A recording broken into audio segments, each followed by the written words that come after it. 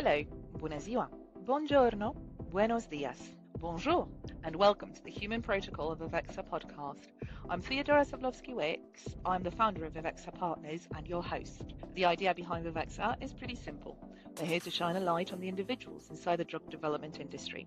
Because whilst we absolutely embrace AI and automation, the tools that free us from the monotonous, the repetitive, the less glamorous corners of work, our focus stays firmly on human interaction, the emotion, the trust, the joy of a new role, the shift that happens inside a team when the right person walks through the door. The Human Protocol sits at the heart of all that.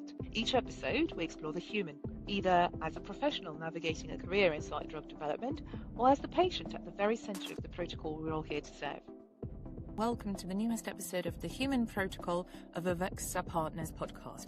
I'm Theodora Savlovschi-Wicks, your host, and today we are joined by Egle Pavyde, who is a Vice President of Business Development, who is a longevity enthusiast, who is a lecturer, who is a leadership podcast host, and who has so graciously given her time for us to discuss a couple of the most important topics at the moment, which is mergers and acquisitions in the CRO industry, how we handle change, and how we handle flexibility. How do we create flexibility? How do we create a better longevity structure for ourselves when we work in demanding high travel positions? Hi, Egle. Thank you so much for joining me today. It is a pleasure having you as a guest. Hi, nice being here. So I thought we'll start off just with a brief introduction, if you'd like to tell our listeners who you are and what got us talking.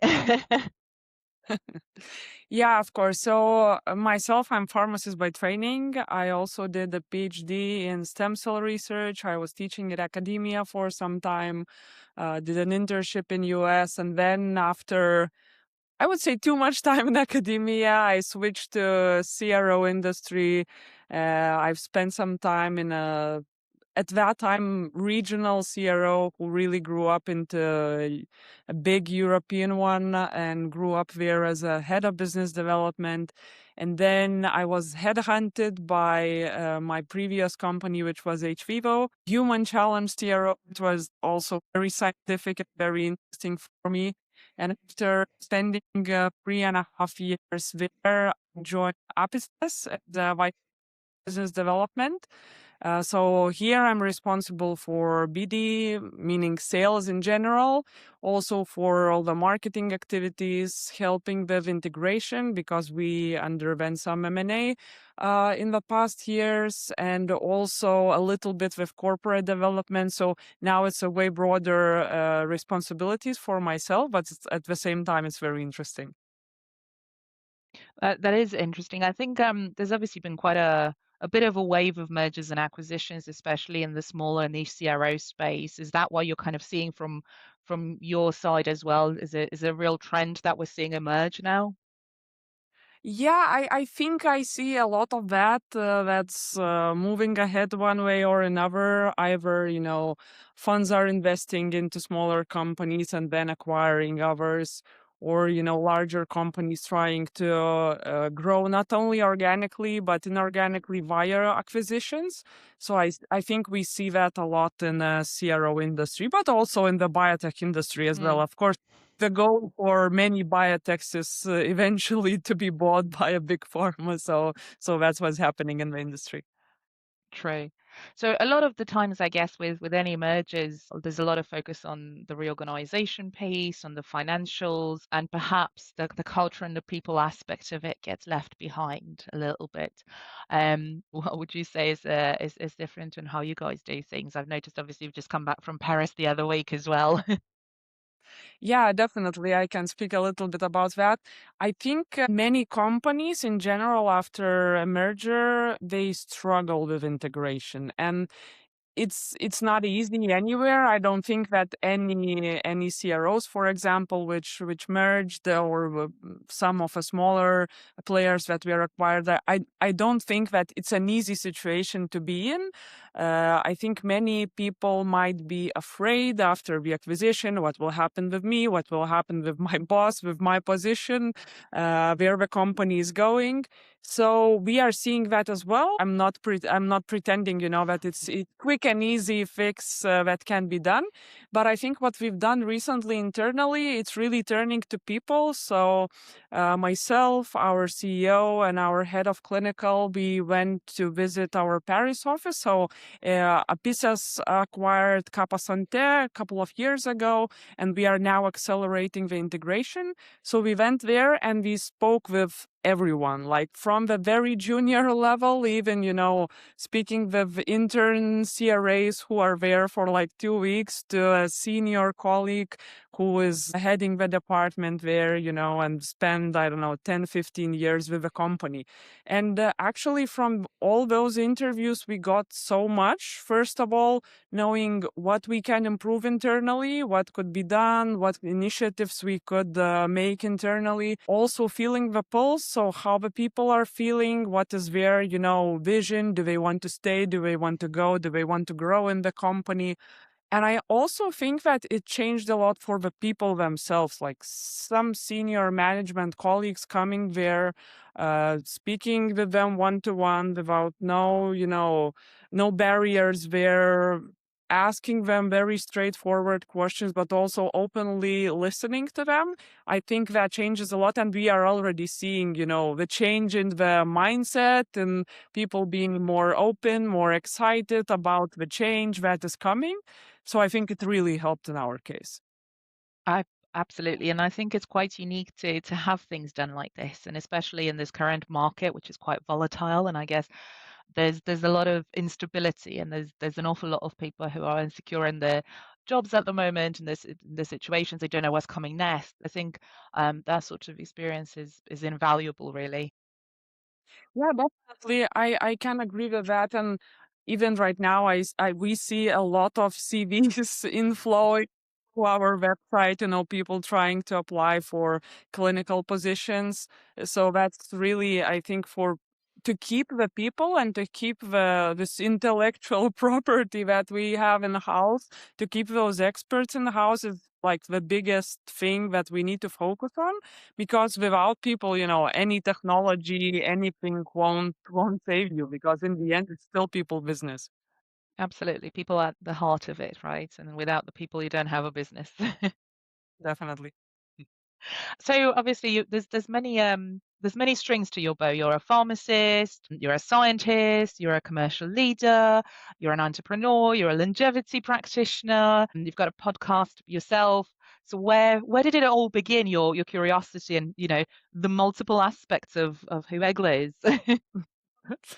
I would say a lot actually happened during COVID. So uh, before I was, I'm still a very, very much workaholic, but before it was like insane workaholic. So I was working from 9 to 6, coming back home, as I call it, pretend to live for a couple of hours. And then I had a kind of night shift, as I called it, from, I don't know, 11, when my folks at home go to sleep. I would go take my laptop and work even more until, I don't know, 2, 3 a.m. in the morning, and then wake up the next day and go to work again. Also work on holidays, work weekends. It was like nonstop, and it was really insane at that time. And I think when COVID hit, many people turned to themselves. When you are not in the office anymore, but you are switched to remote, you start rethinking a lot of things. Also, I bought a smartwatch. I knew that I'm not sleeping well. I knew that I'm not doing enough physical activity, but when you see the data, it somehow clicked to me. So that was the moment when I started like looking into like my own wellness way more, my fitness way more, and start reading about it, start reading not only, popular publications, but scientific publications, and get to this longevity field. For my other topics of interest and my other activities, also when I was locked in Lithuania, where I'm based and where I live, and not traveling to all the conferences where my network was, I was started feeling kind of alone, and I was looking for, I don't know, a network of people to whom I get in contact with in Lithuania. And I found an organization which is called Association Lydere, which in Lithuanian means women leader. And there I found a really nice community of women in C-level or, senior management positions who are there to support each other, to support diversity in the society. And that's where I started mentoring, started doing podcasts and things like that on women leadership. And I still love the topic a lot, and I still communicated about that a lot. So I think it's helping me as well in a way from, public speaking standpoint, and these kind of skills, they are always good for business development and marketing as well. Absolutely, 100%. And when it comes to women leadership, I think depending on who you speak, there are opinions think, we're achieving equality now when it comes to women leadership and women kind of sitting at the table and having a voice. Do you think we're closer to achieving that type of equality, or is there quite a lot of work to do still, specifically within the life sciences industry? Well, I think if you look back, we are definitely in a way better position. But if you raise a question, is there still work to be done? Yes, definitely. If you go to life sciences conference, to, I don't know, Bio Europe, for example, just happened in Lisbon. If you go there and you take a picture of the whole mass of people that is there, you see that the majority of them are men between, I don't know, 35 to 65 years old. And in their dark gray or blue suits. But if you want to count how many women are there, it's definitely way, way less. And even, for example, if I'm looking back into my studies, studying pharmacy, which is part of the biotech industry, then I'm thinking of how many ladies were there, and it was the majority, I don't know, 80-90% of my classmates were women.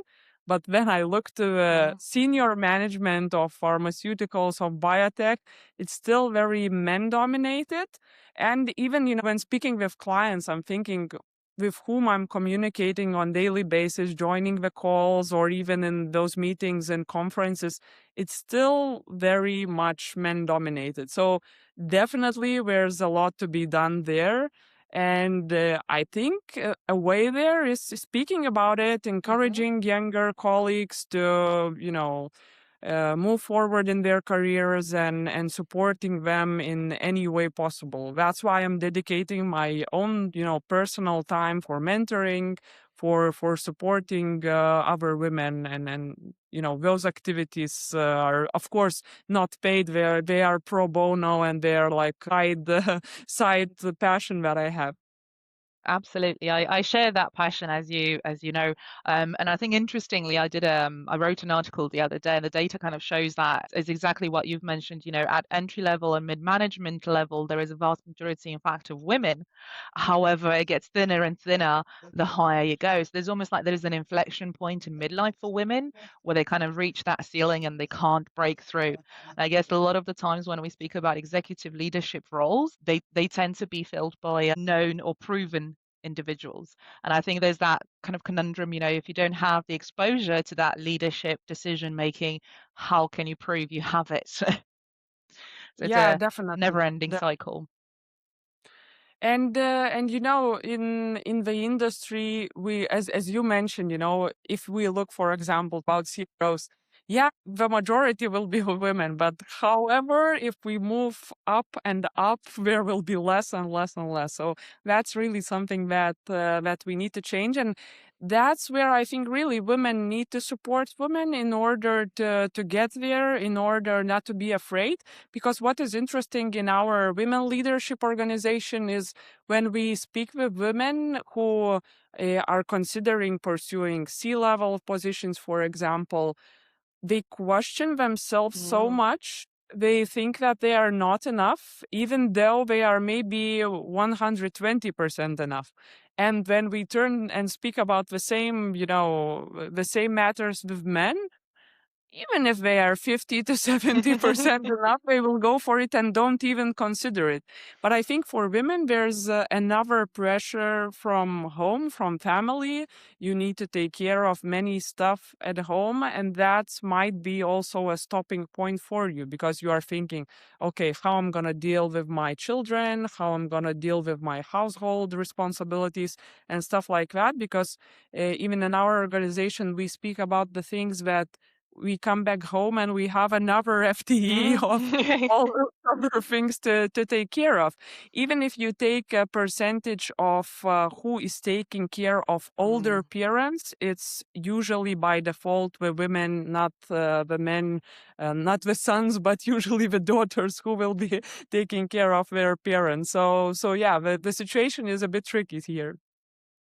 I agree. I think the system in general is perhaps set up right still in a very old school fashion, right? Where the man goes out to work, the woman looks after the house. And I think we've ended up where in a place where the woman also goes out to work, but the other woman also looks after the house. The woman also looks after the children. The woman also looks after the parents. So as you say, it's a full FT during the day and a full FT at the weekend and in the evening. So I think perhaps there needs to be more onus as well on the equality for men to have the opportunity to have more flexible working schedules, to have that flexibility, to pick up the kids from school. We can all kind of share the responsibilities instead of having that one single Yeah, but individual. I think the situation is positively changing. Mm, There are way more men right now who are taking care of, paternity leave and absolutely. stuff like that. And also, I think there are way more balanced marriages where Mm. both are taking similar amount of responsibilities at home and they are supporting each other and things like that. So I think the situation is changing in general, but there's still way to go. We still have quite a lot to do, indeed. Obviously, your position is quite high travel, right? And one day you're in Paris, next you're in Lisbon. You've just come back from the US. So, traveling is quite exhaustive on the body, on the mind. So, talking about the longevity aspects of it, how do you work on yourself to kind of optimize not just your performance, but your own health, your own well-being, mentally and physically? Yeah, so I think for the travel, it's very much concentrated in two periods. So it's conference season from, I would say, March to June. And then there's conference season from September to November or early December. And then there's usually nothing in between, like in the summer and winter periods.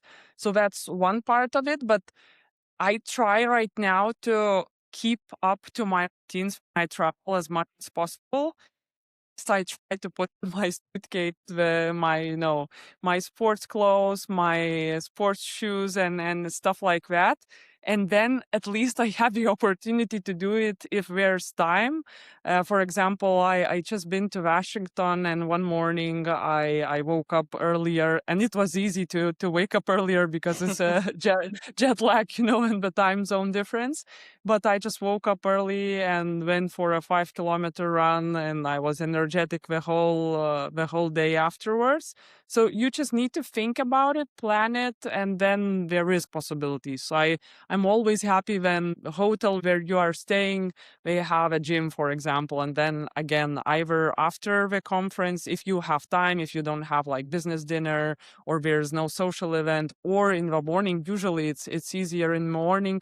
You go for even a short gym session, I don't know, 20-30 minutes is still something. It's still not nothing in that regard. Also, I'm trying to stay healthy, eat healthy during those periods. And also it's very easy, I think, for business development people to consume quite some alcohol during conference. So I try to minimize that as much as possible because then your sleep suffers and then the next day you are not as productive as you could be. So that's, small details, but they can help a lot. Absolutely, yes. As long as the hotel gym isn't a little box room with one bike and one single set of weights. Yeah. I've had my fair share of those. Um, so obviously conference season, mergers, acquisitions, you've got many different aspects to your life. And what would you say gives you the most joy in your day-to-day activities? if we are talking about my direct role in business development, of course, signing the contract is what drives us, and then keeps us happy. Or even, you are writing so many emails, prospecting, giving cold calls, or writing LinkedIn messages. You respond, even negative, even if it's saying that we study right now, but maybe in, I don't know, 5-6 months, you can come back to me. Even this give you hope that you will reach that goal. And then if we are talking about, for example, marketing activities, any campaign that we run and is successful also gives me joy, because you know that you are raising awareness of a company, and more people get to know you. You put the seed in their head for their next RFP and things like that. From internal initiatives, it's really those kind of things. Even that visit in Paris that I mentioned before, it was so intense because during one day we gave some presentations, and we have those. I think it was around 12 one-to-ones per person, like speed dating with colleagues.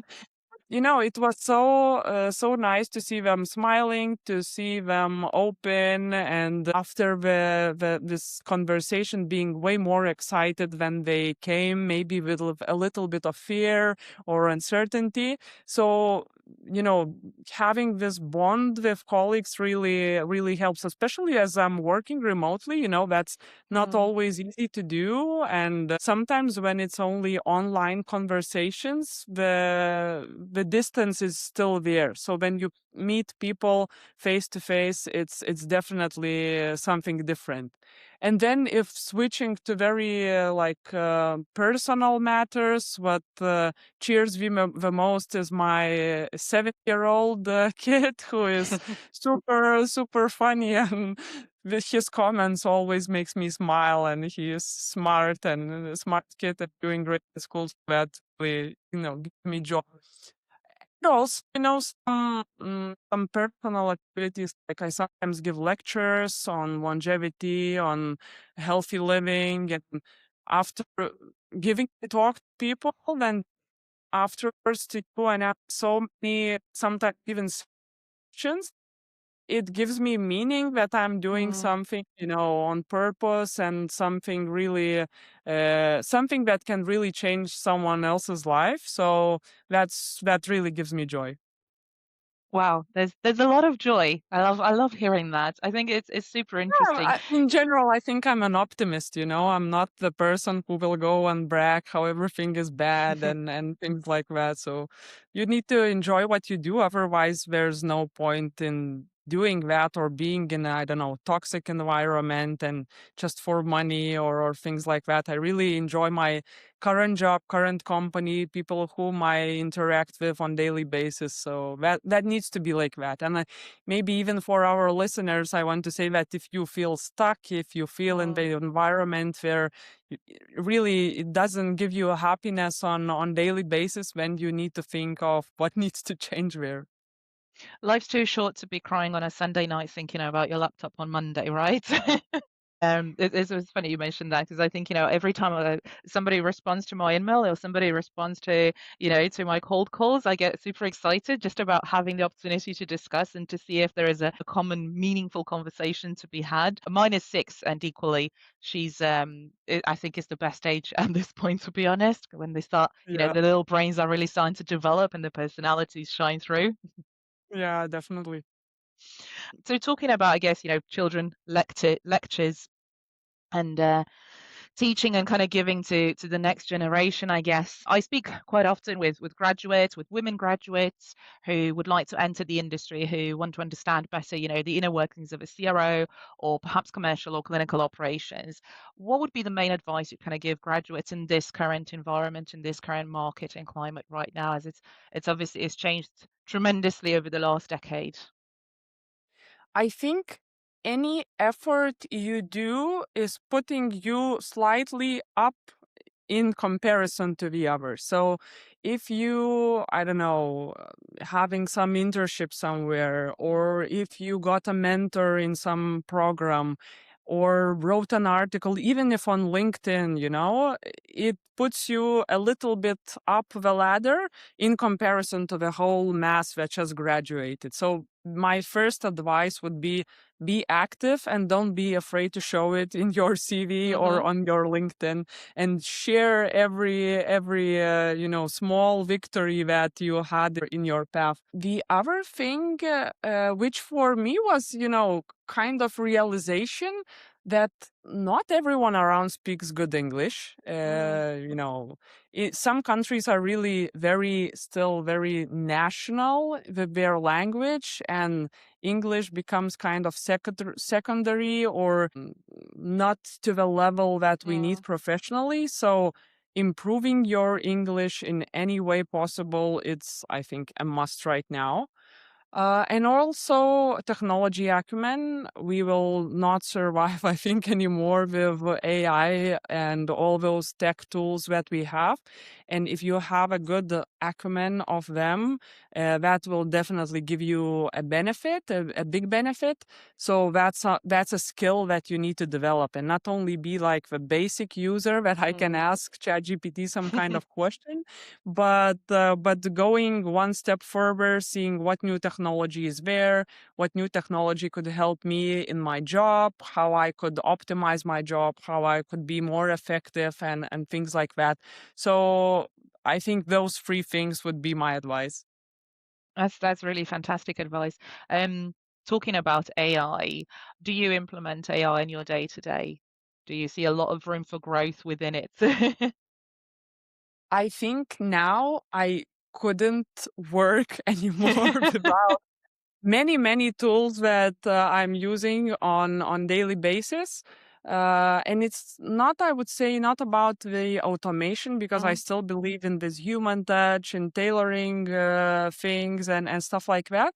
But I believe that those technical work things that we were doing before manually, it's just a big waste of time. So mhm, for example, if I could upload the list of conference attendees to an AI tool, for this tool for me to tell, which could be the best targets mm, for me, or at least in which therapeutic areas these companies are working, where they are in their development, are phase 1, phase 2, phase 3, whatsoever, what is their lead asset, what indication they are targeting.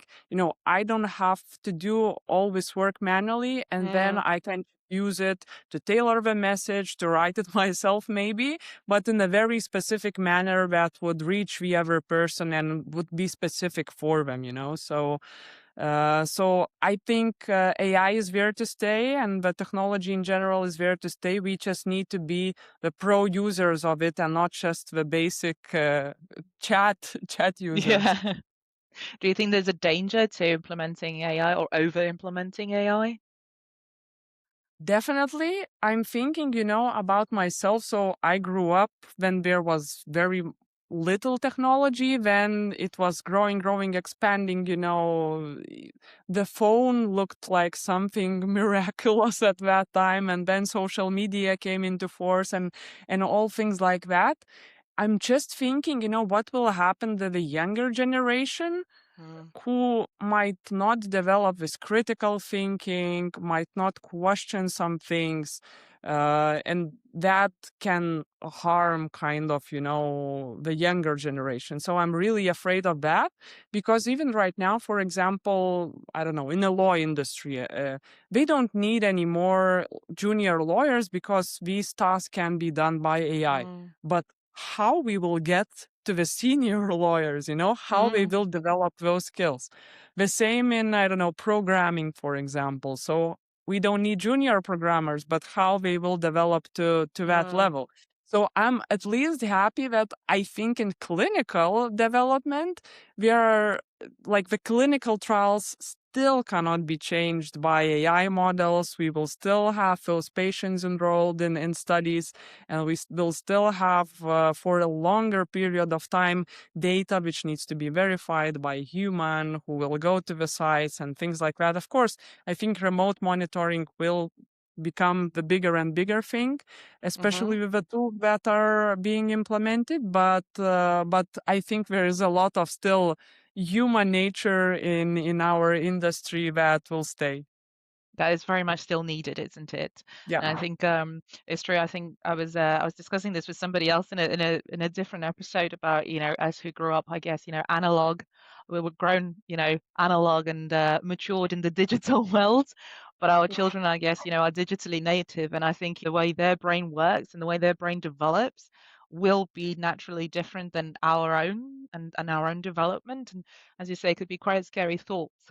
Yeah. But we'll hopefully, you know, the human interaction and the human judgment will still be um, the overall control, I guess. And talking about children, I think that those initiatives right now, which are trying like to minimize social Mm, media for younger generation, I think they are kind of nice. Of course, I'm quite liberal, and I'm like for all the rights that we can access, but trying to save them from the mm-hmm. harm that this can cause, especially with these deepfake pictures or Yeah, video that you can now easily generate. I think that's really important.